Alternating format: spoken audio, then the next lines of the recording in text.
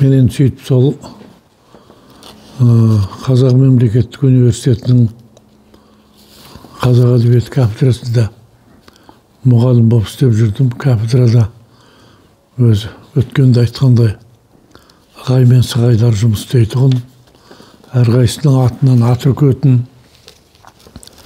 қазақтың мақтанышына айналған қайраткерлер еді.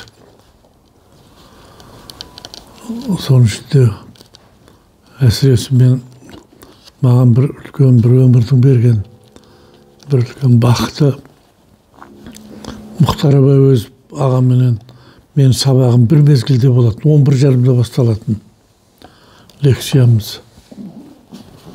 Сол бір күндері ол кісіге айттым, аға, мен қазір қазақ халқының ауыз әдебиетінен сабақ беріп жүрмін ғой. Менің бағыма сіздің жалпы редакциясын басқаруыңыз белен шығарған қазақтың көп томдығының бірінші томы пайдасы өте көп болды. Ол бірінші том қазақ халқының ауыз әдебиетіне арналған. Мен осы негізгі осы кітаптан пайдаланамын, сосын жалпы оқимыз, соның бәрінің маған пайдасы болды дедім. Ана кісі қол жете қалды, жарықтық. Ол не дегенің? Ол сенің настольный книгаң болуға тиіс деп, жарықтық. Ол бәрі кафедрада жиналғанда неше түрлі әзіл әңгімелер айтып отырады үлкендер. Мен енді кафедраның ең жас оқытушысымын, жап-жаспын. Маған бәрі қызық болатын, бірақ бәрі де Құданың құдіреті.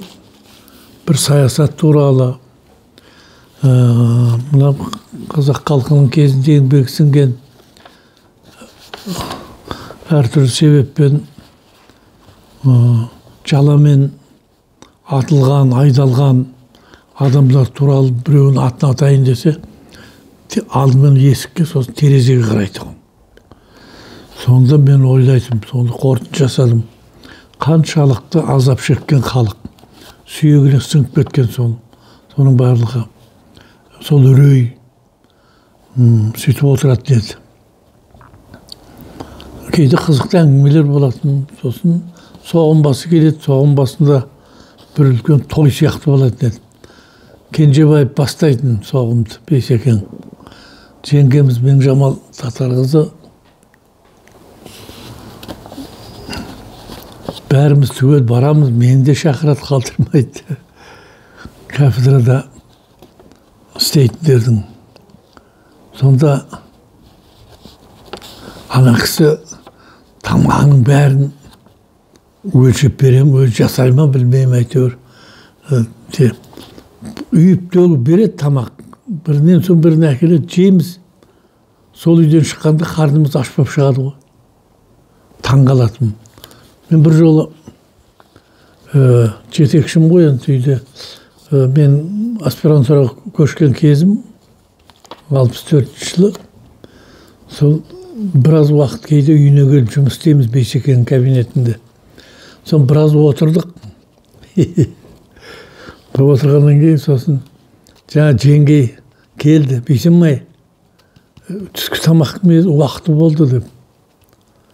Сон жарайды ендеше жүр тамақ ішейік, Меңжамалдың тамағы дайын болыпты деді. Келдім, кухнясына келіп, ас бөлмесіне келіп, тамаққа отырдық. Құдай-ау, бір таң қалдым да, сен бір кішкентай. Біз өз жарыма жүрген кезіміз, ойладым, Бейсекеңнен бір жарытып тамақ ішем ғой деп. Бір кішкентай, жарымаған кішкентай ыдыстарға жаңа сорпаны қойыпты. Оның өзі капуста көже. Мен оны жақтырмайтын едім. Аман жоқ іштім, Бейсекеңді ішті. Соның бір кезде сосын екіншісіне әкелді. Ол палау екен. Палауда жейді, шымшып қолмен шымшып салғандай палау. Сол кішінде аздаған еті бар. Анан жегенде бейсекен кәдімгідей бір жылқының етін жегенде тісін шұқып әбден мәресере болып қалды. Таң қалдым. Маған жұғында болған жоқ. Жаспын ғой өзі. Ашқарақ жарыма жүрген кезіміз. Сонан бір кезде артынан шайдың орнына қарбыз жарайын деді. Жарайды. Қарбыз, кішкентай қарбыз, өзі көтеруінен қайдаған ба? Құйта қандай кішкентай топ сияқты қарбыз екен. Соны әкеп сойды. Құдай, біздің елде оны қыз тірек деуші еді. Берген тарбызы, кесіп берген тарбыз қыз тірек. Мен оны екі қасадым. Жұғында болған жоқ. Сондай бір қызық болып еді. Сосын кафедрада әртүрлі әңгіме болады. Өз қатарлар бір-бірімен әзіл қалжыңдасып отырады. Сонда Мұхаммеджан Қаратаев ағамыз академик. Ылғи кафедраның мәжілісіне кешігіп келеді. Жұрттың бәрі жиналып отыр, күтіп отыр. Мұхаммед бір кезде келді. Келіп еді, сол күні Құданың құдіреті. Белгібай Шалабаев деген ағамыз болды. Маған о кісіде сабақ берген. Армияда қызмет еткен офицер. Сол Қыпшабел деген қандай болады деп өзінің белін көрсететін бізге бұрылып. Қыздарға мынандай болады деп. Қайдағы Қыпшабел? Ол кезде Қыпшабел емес. Бір кезде офицер болғанда Қыпшабел болған сияқты. Сосын сол кафедраның сол күнгі мәжілісінде Белгібай аға шашын қап-қарағып бояп кетті. Келіп отырып жұрттың бәрі үндемейді. Bir кезде Мұқан суық көзбен қарады. Отырды да қарап, жұрттың бәрі мына амандасып сосын қарап. Белгібай, мынауыңа сенің жөн болсын деді. Сөйтіп еді, мұға қипақтап өзі тершең. Екі тізесіне екі орамалды қойып отырады, кезек сүртіп.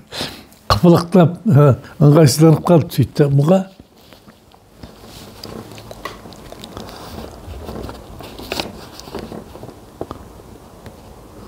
ақылды бастың гүлдегені ғой бұл деп.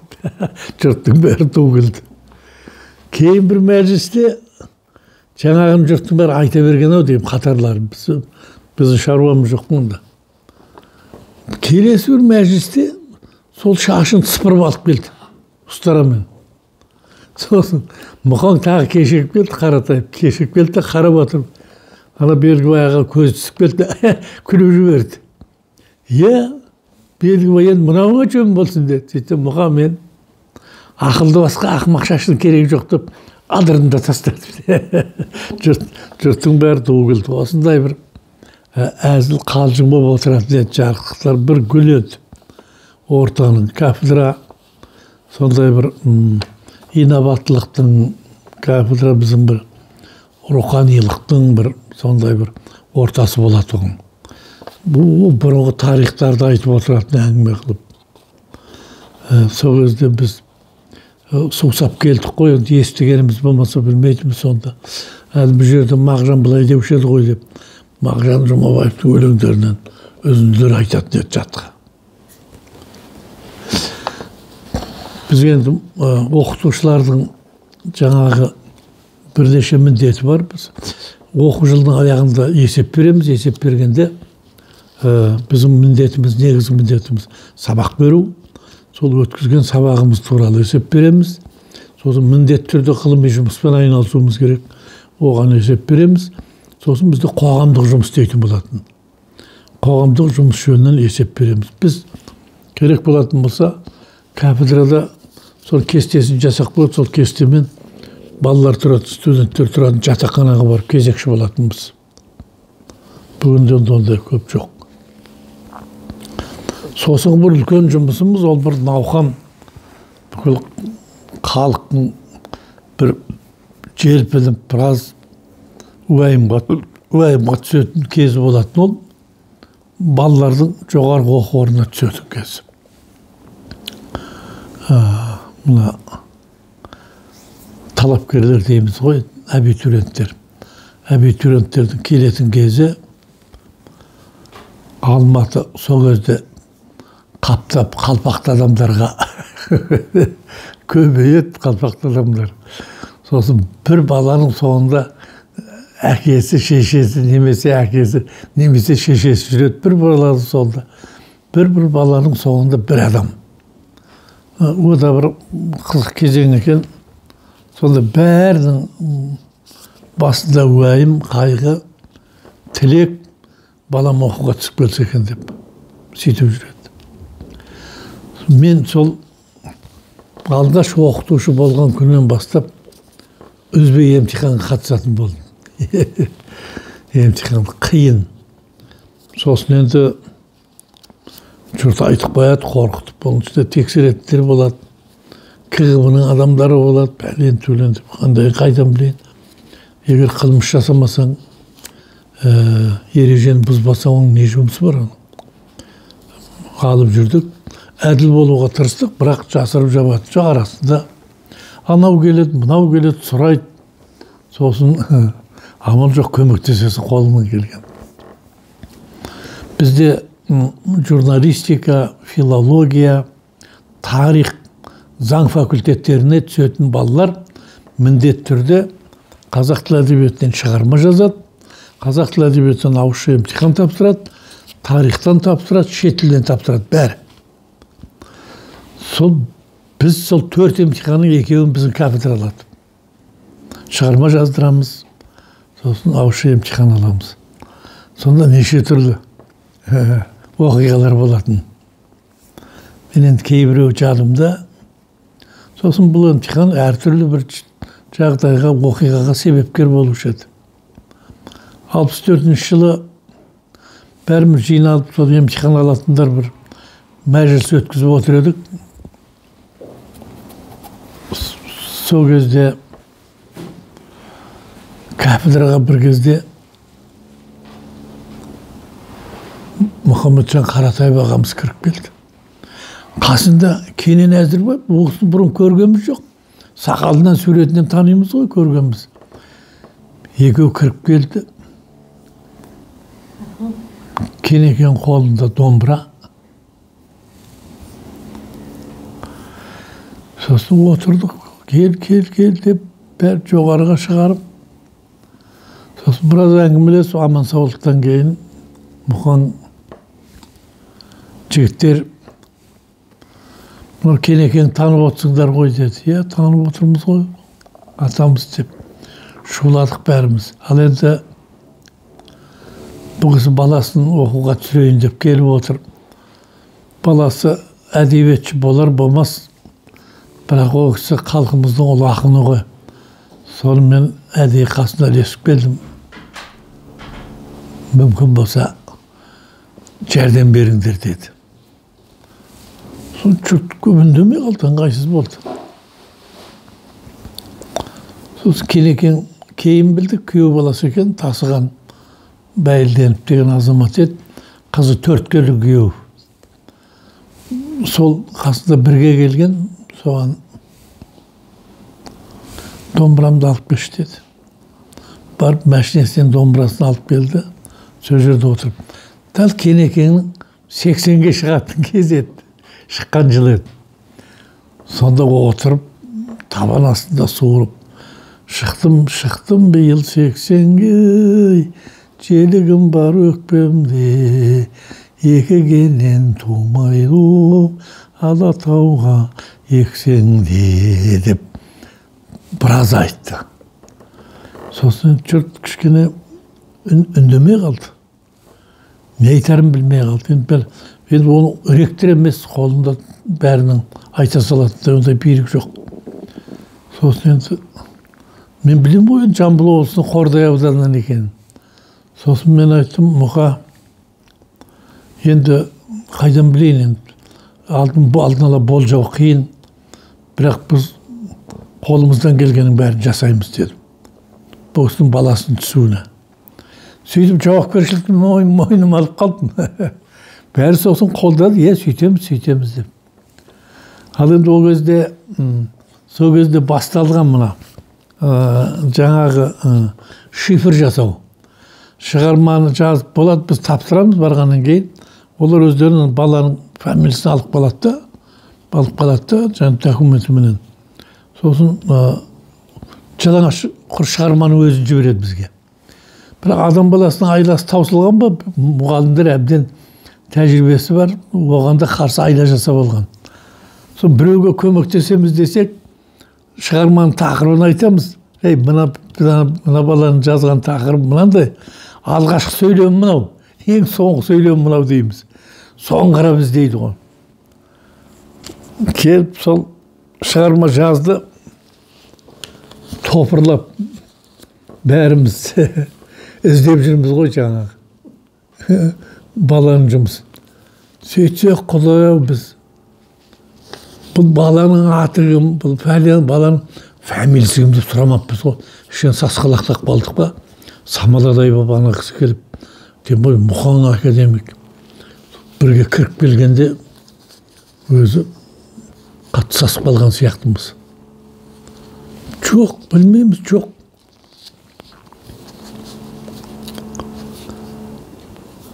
Сосын мен енді барып жауапты хатшыға бардым. Онымнан ештеңе шықпады. Сөйтіп айтып, осы шығар деп шамалап, алдында жазып отқанын көргім. Шамалап осы шығар деп бір шығармаға 5 қайқайтып қойдым. Жап-жақсы екен шығармасы. Жап-жақсы сияқты көрініп еді. Ертеңіне шығарманың қорытындысы ілінді ғой, тақтаға. Кенекеңнің қызы Төрткен келіпті. Маған Мырзатай, не болды, не? Бала құлап қалды. Ойбай, баланың фамилиясы кім еді?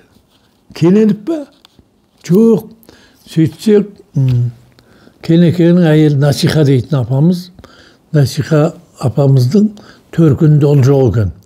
Сонда мұна Бақытжан соларға теліп беріп, солардың фамилиясында жүрген бұл бала. Қайдан білеміз оны, сұрағанымыз жоқ. Абыр-сабыр болып қалдық. Ал мен жаңа 5 қойып жүргенім, шамалап ба көргем алдында бір Кененіп деу ба, Кенем деп жазған ба бірдеңе фамилиясы. Сөйтсем Арым Кененбаев деген екен. Арым Кененбаев кейін оқуға түсті, кейін өте жақсы Қазақстанға белгілі журналист болды. Мына қазіргі Жетісу облысы, соның Жетісу дейтін колхоздан шыққан азамат еді. Кейін біз жаңа таныс беріс болдық. Соны есімізге алып күлетінбіз. Мен айттым, сені қолдағаным жоқ, мен өз солай болды, жазғаның өте әдемі болды. Содан кейін 5 қойдым деймін ғой. Өзі де айтатын, мен жаман жазбақшым шығармадым мектепте деп. Сөйтіп, енді амал жоқ, қана жауапты хатшыға қайта бардым. Ойбай, масқара болып қалдық. Бір кореец еді, Валентин Қақсоныш деген. Валентин Қақсоныш бір проблема болып тұр. Не проблема? Академик Қаратаев қазақтың ұлы ақыны, сазгері, әншісі Кенен Әзірбаевты атаңызға айналған. Кенен Әзірбаевты алып келіп еді, соғыстың баласы оқуға түсіп жатыр. Бәріміз уәде беріп жібердік, жарайды, мақұл деп. Қорытындысында ешқайсымыз баланың аты жөнін сұрамаппыз, кім екенін. Енді келіп бір бала екіліп қапты деп. Қиналып маған ренжіді, менен жасы үлкен кісі еді. Мен айттым, бұрын қайталамайды, енді кейін бұл қателік. Осы жол бір жәрдем беріңізші дедім. Сөйтіп, қайтадан жаңа шифрлаған нөмірлері бар, дәптер беріп, жаңа Төрткеннен сұрадым, бала қайта. Бала осында. Сол баланы отырғызып, шығарманы қайтадан жазып, сөйтіп, 5 деген бағаны қойып, Бақытжанды оқуға түсірдік. Сол жолы әруағынан айналайын Кенекең. Біз сол емтиханға қатысқан адамдар түгел ауылына шақырдым, Қордайға, қонаққа. Түгел барған жоқ, біразымыз бардық, мен бардым соның ішінде. Кененің үйінде қонақ болып, ауылы ылғи бір таланттар екен, бір жастар. Шетінен әнші, шетінен күйші. сондай бір кезең. Сол маған келемен таныстығымның алды болды да, кейін 11 жыл мен Кенекенің жанында болдым, бірге болдым. Туған баласындай, туған інісіндей, кейде құрдас сияқты мен қалжыңдасып отыратын. Жарықтық. Енді емтихан болғасында жылда емтихан болады ғой. Бір жылы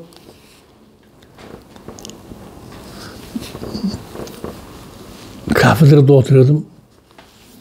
Жарықтық, кеудесі аяқаптай болып, арыстан сияқты. Ассалаумағалейкум деп Мұқағали Мақатаев ағам кіріп келді. Кафедрада жалғыз мен отырдым. Алейкумассалам, біз емтиханға дайындалып жатырмыз, оқуға түсетін балалар. Мырза жақсы болды ғой. Іздеп келіп едім. Жол болар жігіттің жеңге шығар алдынан деген, мен жолым болатын болды, сен отыр екенсің ғой, дәл таптың ғой сен деп сөйді. Ол кезде біз емтиханның кезінде қашамыз, ешкімге жоламаймыз. Әбден қорқытып қояды бізді. Сосын үйде болса телефон алмаймыз. Бір күні мен тұңғыш қызым қайны кішкентай айтып қоямыз ғой, телефон алсаңдар, мен сұраса папам жоқ үйде деп айт деп. Бір күнім біреу телефон соғып отыр, сөйтсе, мені сұрап сөйтсе, папа, сен үйдесің бе дейді маған. Айтып келгенбіз ғой, айтып қойды. Сол сияқты айту, қашып пісіп жүретінбіз ғой, сонан табан ба, табанмайын ба деп келген ғой Мұқағали. Келіп отырды да, сосын, мырзаш деді. Мен айран сұрап келсең, шелегің жасырма деген. Қазір жұрттың бәрі сабылып, қандай шаруамен жүргенін білесің ғой. Мен де сенің алдына келіп отқаным, ана Сартентегің биыл мектеп бітірді деді. Мектеп бітірді. Қайда барам? Ары ойлап, бері ойладым да, мен сені іздейін, Мырзатайды іздейін. Деп таптым сені. Ал сосын Мұқа дедім, бала аты жөнін бәрін жазыпты. Осының баласының аты Жұлдыз екен, білмеймін ғой енді. Жұлдыз, сосын Мақатаев Жұлдыз деп жазып берді. Заң факультетіне түседі екен. Заң факультеті жылда бір 40 конкурс болады. Бір таусылмайтын конкурс. Қазақтың әдеті ғой, менің балам прокурор болады деп. Сол сондай ойменен жібереді баласын. Факультет қиын, конкурс үлкен. Үйіліп төгіліп жатыр. Мұқа, қайдан білейін өзі көріп отырсыз ғой, конкурстың қандай екенін. Ар жағын айтпай-ақ қойшы деді Мырзаш. Бәрін білем ғой, бәрін білсем, біліп келіп тұрмын ғой сенің алдыңа деп. Сосын мен оқуға түсірем деп айта алмаймын дедім. Көрейік. Ана кісі маған қаталып, көрейік демеш маған. Көрейік демеш, түседі бала деп айтшы деп. Ойбай Мұқан, менен сондай не емес ғой енді. Ондай қолымда билік жоқ деп ем. Содан Мырзаш бүгін үйден шыққанда деді. Ал енді мен Сартентектің шаруасымен кеттім дедім жеңгеңе. Сонда Лашын жеңгең, қайда барасың сен? Кіміңе барасың сен? Кім сөзің тыңдайды? Деп қалды. Сонда мен Мырзашыма барам. Мен Мырзашыма барам деп кеттім жеңгеге деді. Осы сөз сүйегімнен өтіп кетті. Мұқа, бір бала түссе, Жұлдыз түседі осы оқуға. Мен қолымнан келген бәрін жасаймын дедім. 2 күннен кейін шығарма жазды, балалар жазылып жатыр. Екінші қатардамыз. Мен сол аудиториямыз көлеңке жақ деді. Жазып жатыр балалар. Біз қадағалап отырамыз 2 адам, тәртіп бойынша. Терезеден қарасам, ой, айналайындар, бәрі уайым ғой. Бала қаптаған қазақ. Астында газет, бір кезде қарасам, сол топтың ортасында Мұқағали отыр, Мақатаев. Сосын кішкене ойландым да, ай Құдай, аңқылдап жүрген ағам, мына жерге қарашы, тәуелді болып кішірейіп тұрған, деп далаға шықтым. Ол кезде бөтен адамды ішке кіргізуге болмайды. Далаға шығып, сосын Мұқаңды шақырдым, жүріңіз деп. Жүріп, әкеп, кафедраға отырғызып қойдым. Бұныңыз не дедім? Не қылайын енді, мырзаш, жүрегім шыдамады. Отыра алмадым үйге. Үйде деп, сосын. Осы жерде отырғызып қойып, сіз ешқайда бармаңыз, осы жерде отырыңыз деп. Осыны отырғызып қойып, сосын мына жұлдыздың тәжірибе бар жаңағы. Соның бәрін ескеріп, жұлдыздың жұмысының бәрін, ана басында не, ортасында не, ең аяғында не, жалғыз емес, 2 сөйлемден жазып алдым. Сөйтіп, шығарманы тексеретін кезде, түстен кейін тексереміз. Кезде алдымен бәрін айттым, мынандай жұмыс табыңыздар. Сон бір Түрікпенова Жамал деген апамыз береді. Қазақ тілі кафедрасында істейді Балақаевтың қарамағында. Соғыс айтты, Мырзатай менен шықты мына бала деп. Маған бергізді. Сөйтіп алып, енді оның жұмыс сонша керемет деп айтпаймын. Әжептеуір тырысып жазған. 5-ті қойдым. Құдай өзі кешірсін деп. 5-ті бала үшін емес, Мұқағали үшін қойдым. Сөйтіп сол бала түсті. Сосын түскеннен кейін ағамыз мені үйіне шақырды. Ойбай ағам, ешқайда бара алмаймыз, баруға болмайды бізге деп үйіне бара алғаным жоқ. Сол Мұқаңмен мен бір етене араласып кеттім деп айта алмаймын.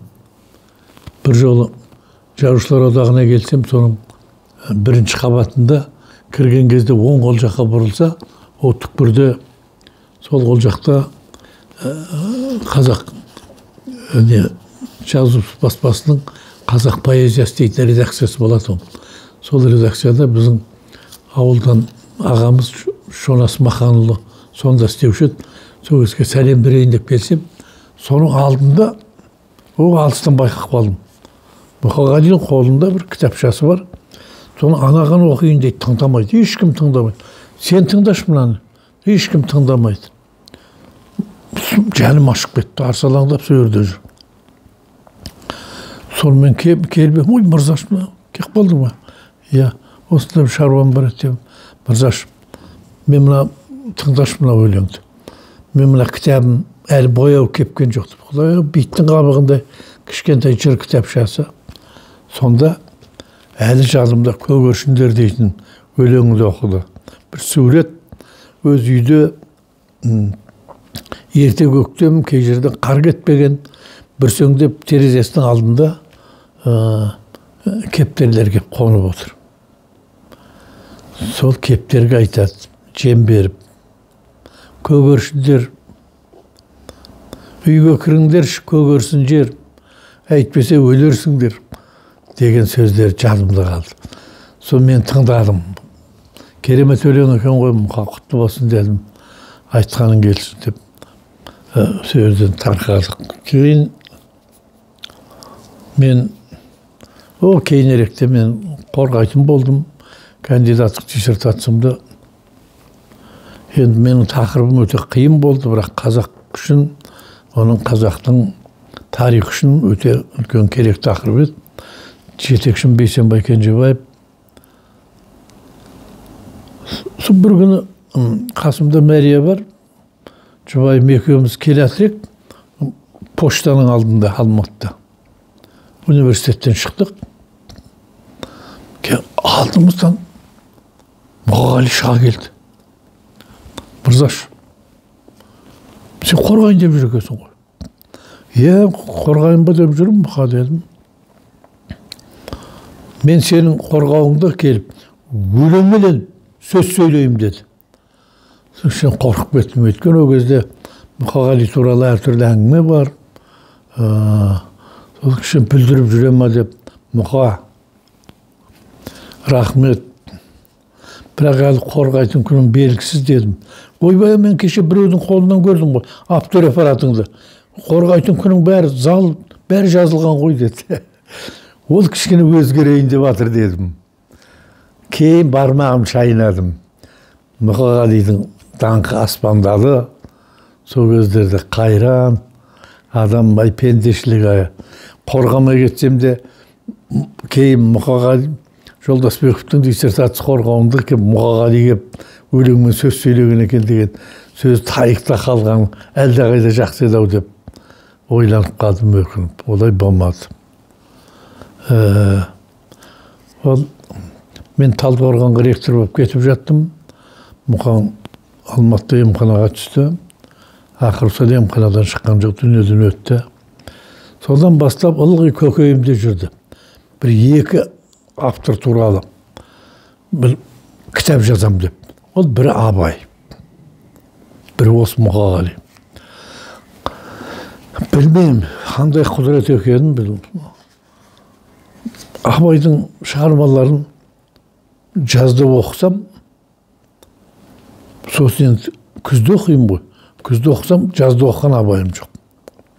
Енді қысты оқысам, күзде оқыған абайым жоқ. Енді көктемде оқысам, қысты оқыған абайым жоқ. Ұстатпады, жарықтық. Әлде сондай ертерек қам жасадым ба, тереңдігіне бойлай алмадым. Бір өкінішім осы. Екінші өкінішім, екінші кітабымды мен Мұқағалиға арнаймын деп жүрдім.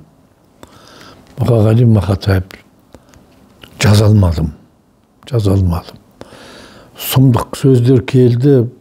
Сол жазам деген ойларымды кітапқа түсірем деген ойларым бәрін қағазға түсіріп жүрдім. Сөйтіп жүріп оқимын. Сон бір күні бір газеттен бір өлеңін оқып қалдым. Маған өлең аққудың қанатымен келеді деп жазыпты.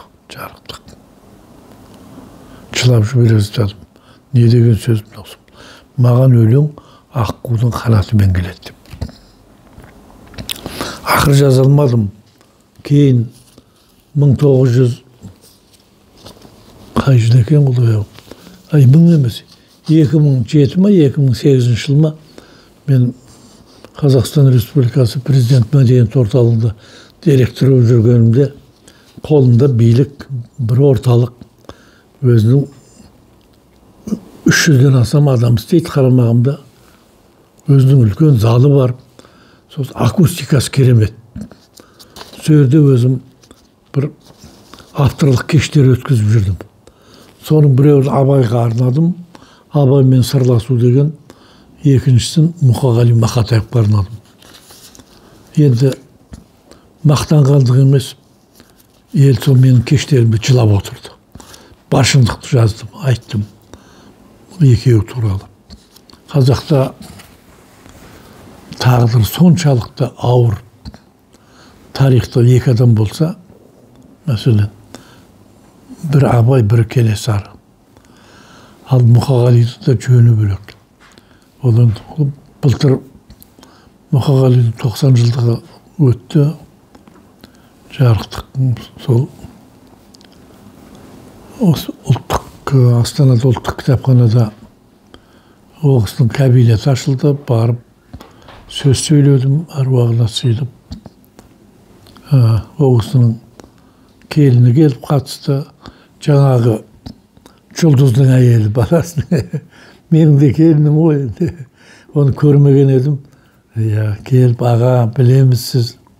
Деп мен айтып жазып жүрмін ғой. Білеміз, Құда қаласа кітап шығарайық деп жатырмыз, сізге әкеліп берем деген. Бірақ қол тимеді ме, келін ол кітапты маған әкеліп бере алған жоқ. Енді бұл емтиханның бір қызықтары көп. Bir gün imtihan alıp oturum. Bir kız bala gelip tapsırıp atır. Sonra ayta koy dedim, bir avuç imtihan surağı. Kız Jibek Jırındağı Tölügün'ün obrazı dedim, beylesi. Аны қыз қыбжықтап былай кетеді, ештеңе жоқ. Мандырымды берекелі бір ұстап алатын бір ауыз сөз жоқ. Сосын ренжідім, шырағым. Сен өзің Қыз жібек жырын оқыдың ба? Оқыдым ба? Баяғыда оқығанмын дейді. Одан сосын енді сен маған айтшы сонда саған Қыз жібек жырындағы Төлегеннің образ деп тұр бейнесі. Кім Төлеген деймін ғой? Сөйтсем айтты, ой аға, оны кім білмейді дейсіз? Төлеген деген Қыз жібектің жүретін жігіті ғой деген. Масқара, құлақ баласы. Сосын ренжідім де, өз саған қазақ әдебиетінен кім сабақ берді дедім. Сөйтсем айтты, пәленше деген атымыз қолым. Ол сіз сияқты бір кәрі адам деп. Жаман ашуым келді. Мен өзім көп болса 26-27-тегі кезім. Алдымда екіні бұлшылатып қойып бердім. Кейін содан кейін қазақ әдебиетінен мақала жаздым. Сол емтихан алу тәжірибелерімнен балалардың әдебиетке нашар дайындалатыны мектепте, үстірт дайындалатыны, дақпыртпен мазмұнына қарап айтатын әңгімені, ішіне кіріп үңгіп зерттемейтін айтып тұрады, соны үлкен мақала жазған едім. Бір күні, бұл кезде мен деканмын. Бір күні кабинетімде отырсам, Жамбылдан аумайды, Жамбылдың аузынан түскенде бір кісі кіріп келді. Ассаламалейкум. Алейкум салам деп орнынан қалай атып тұрғанын білмей қалдым. Жамбыл тіріліп келген сияқты маған. Кеп отырыңыз деді, мен үлкен кісі менен. Шырағым, Тезекбай деген ағаң балам деді, Жамбылдың баласы. Білем ғой, мен Жамбылды зерттеп жүрген адаммын. Тезекбайын. Ауылдан келдім, іргеден. Биыл қарындасың оқуға түсетін еді, мектеп бітірді. Соны саған келдім арнайы. Сол қарындасыңды оқуға түсірді. Бұл жерде ештеңе айта алмадым. Мен Жамбыл болғасын, әруағынан айналайын. Менің пірім Сүйінбай дейді ғой. Мен осы пірім осы Жамбылмен, Жамбылмен Кенен. Жамбыл өзде айтар тек Сүйінбай емес. Қаздай қалқып ерінбей, өлең тердім жасымнан. Мәйкө тақын Құлманбет, орын берді қасынан. Майлы қожа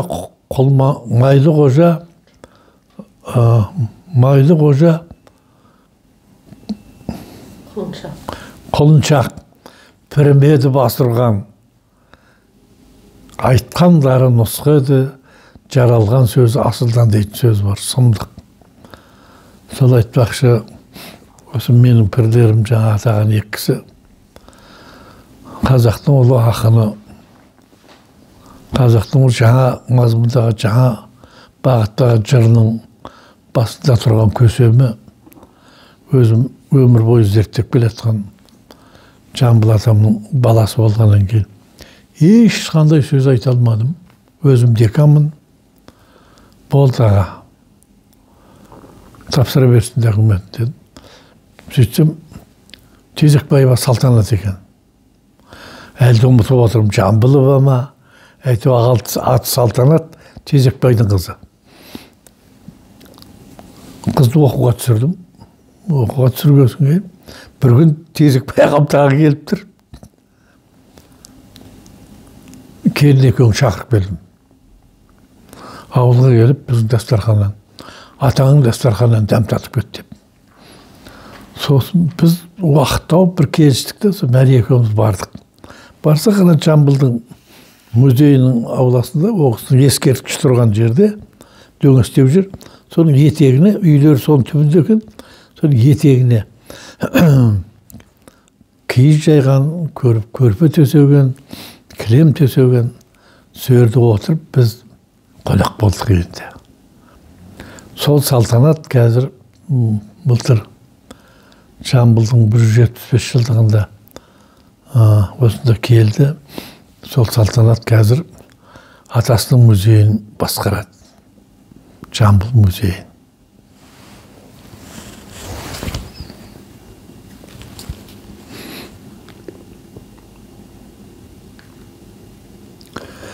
Енді айта берсе сөз көп қой. Құда қаласа бүгінгі әңгімені осымен бітірейік. Қалған Алла денсаулық берсе, Құда қаласа алда бола жатыр.